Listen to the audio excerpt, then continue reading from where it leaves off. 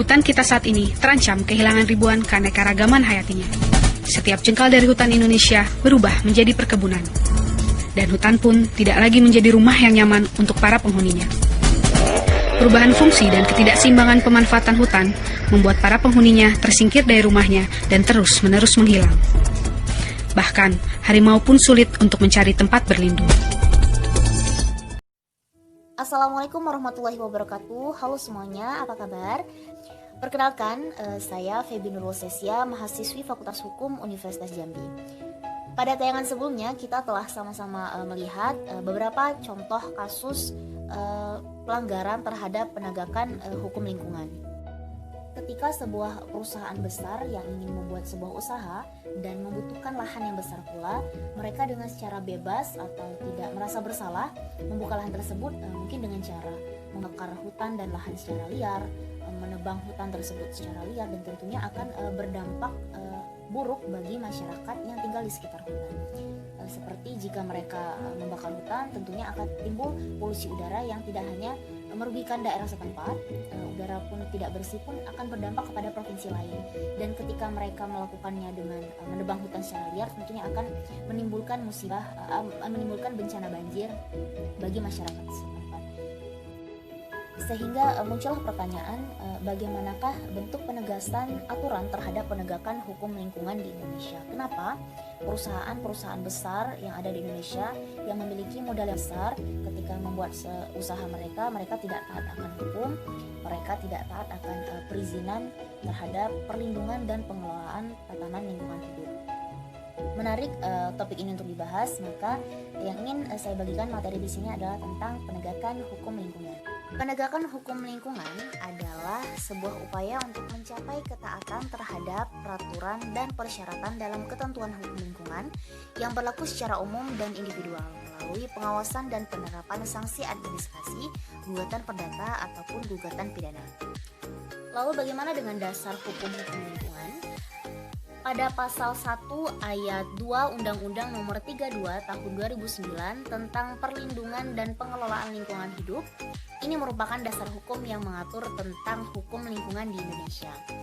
Adalah upaya terpadu dan sistematis yang dilakukan untuk melestarikan fungsi lingkungan hidup dan mencegah terjadinya pencemaran dan atau kerusakan lingkungan hidup yang meliputi perencanaan, pemanfaatan, pengendalian, pemeliharaan, pengawasan, dan penegakan hukum.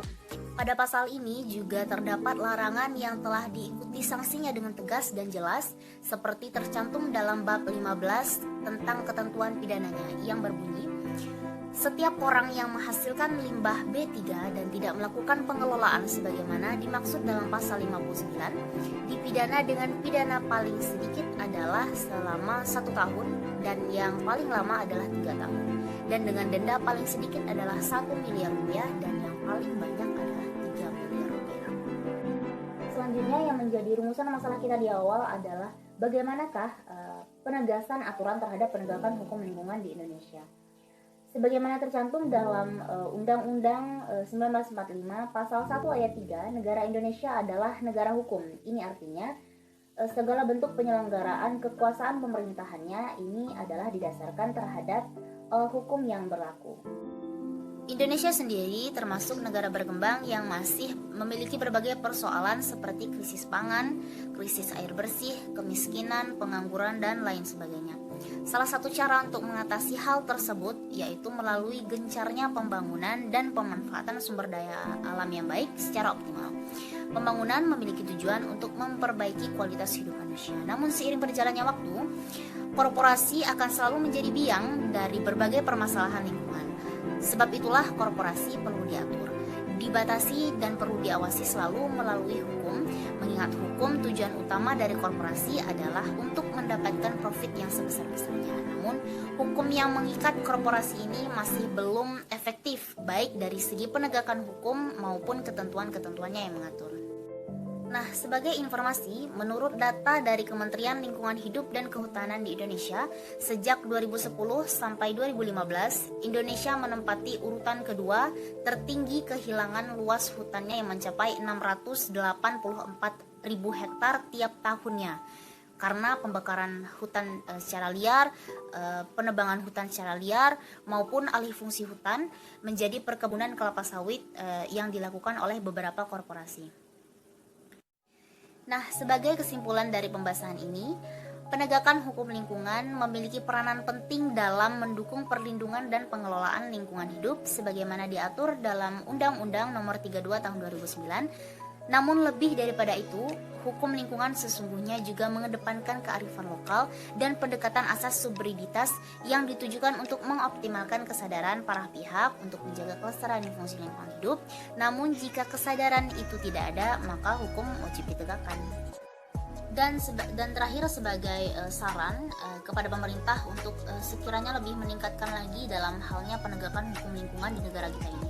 Sekiranya apa yang sudah diterbitkan dalam undang-undang dapat ditegakkan dengan tegas berdasarkan. Dan terakhir sebagai saran kepada pemerintah untuk sekiranya lebih meningkatkan lagi dalam halnya penegakan hukum lingkungan di negara kita ini.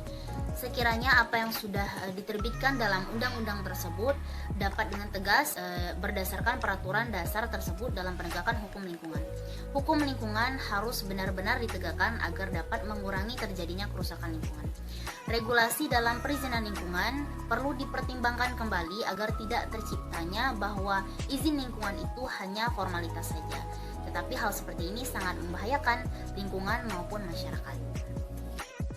Baiklah, sekian materi yang dapat saya bagikan. Mohon maaf atas segala kekurangan dalam video ini. Semoga bermanfaat dan terima kasih buat yang sudah menonton.